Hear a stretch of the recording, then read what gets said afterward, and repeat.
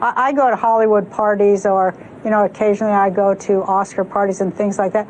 And people, big stars, people will grab me by the arm and take me aside and say, I just want to thank you for the things you say. And it blows my mind, but that's the culture. It's a culture of fear for sure. You know, and it's a big culture of mind control too. MK Ultra mind control rules in Hollywood. If you don't know, Google that and look into it.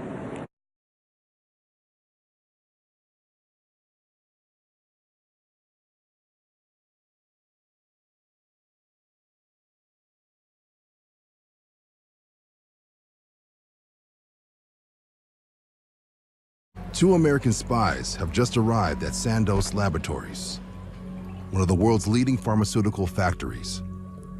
The mission: corner the market on the world's supply of a powerful new psychoactive drug.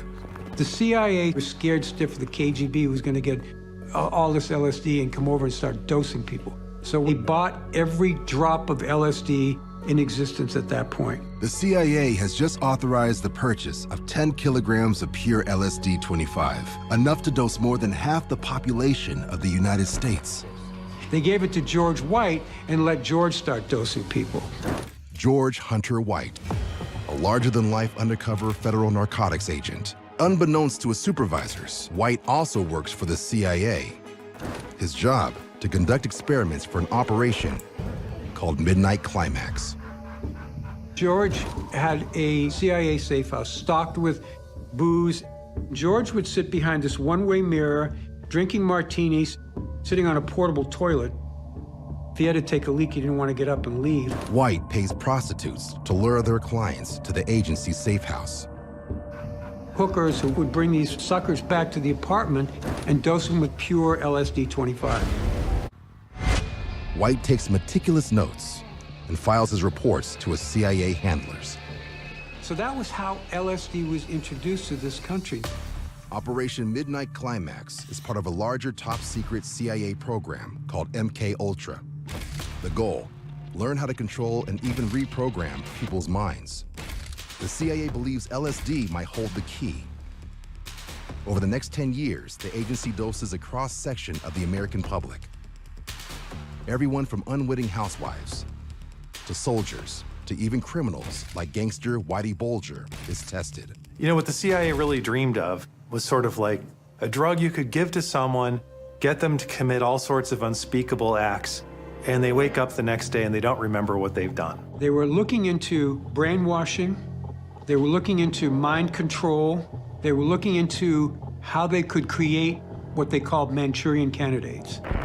They were trying to figure out if they could get people to go out and do things that they would ordinarily not do, like assassination. The CIA's attempt to control people turned out to be just the opposite. It created the counterculture as we know it of the 60s. It was the CIA that introduced LSD to the United States.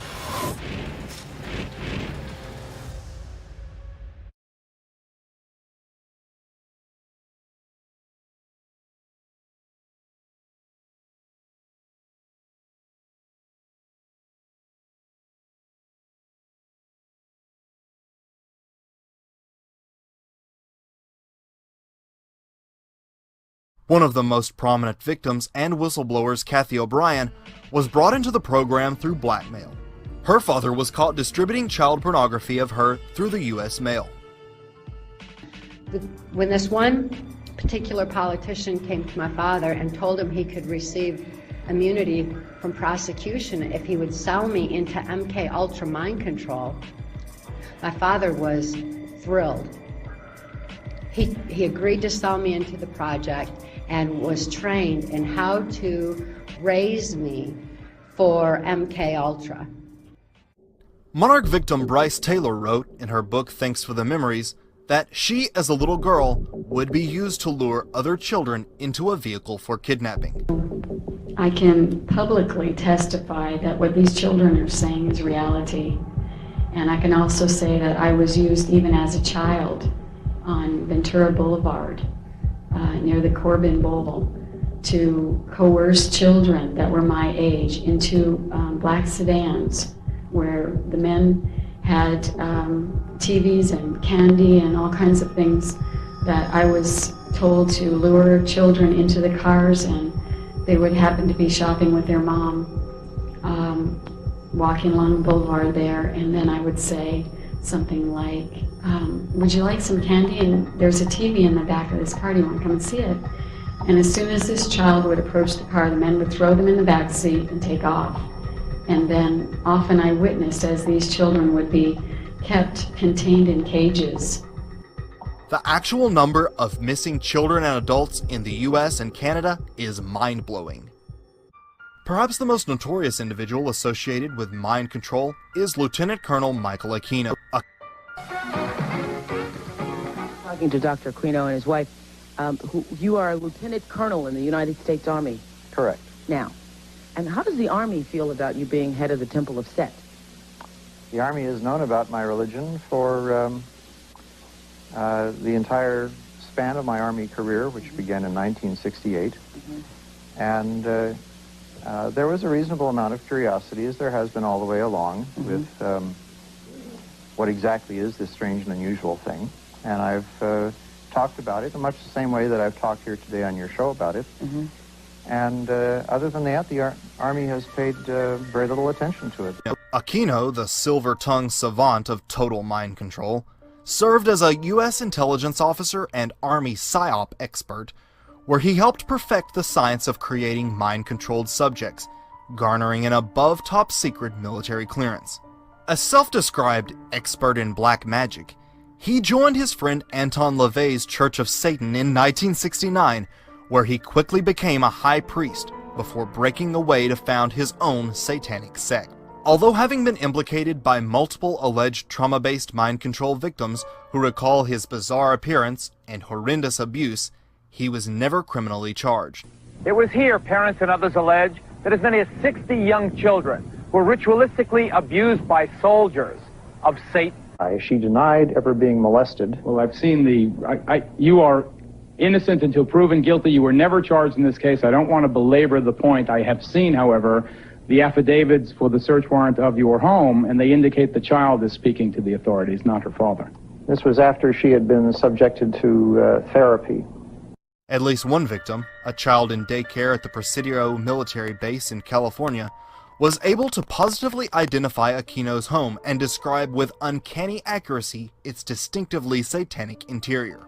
As part of the investigation, a search warrant was served on the residence of Lieutenant Colonel Michael Aquino and his wife Lilith. Yes, Lilith. As a result of that search, numerous videotapes, photographs, photo albums, photographic negatives, cassette tapes, and address books were confiscated.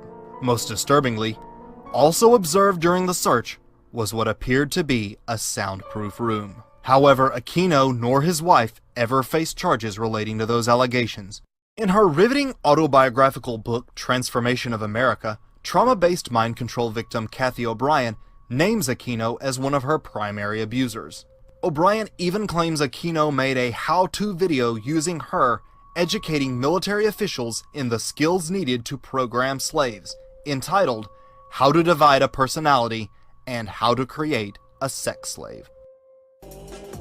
I know that some of my perpetrators were actually known Satanists, and some of them were not. I know that Sammy Davis Jr.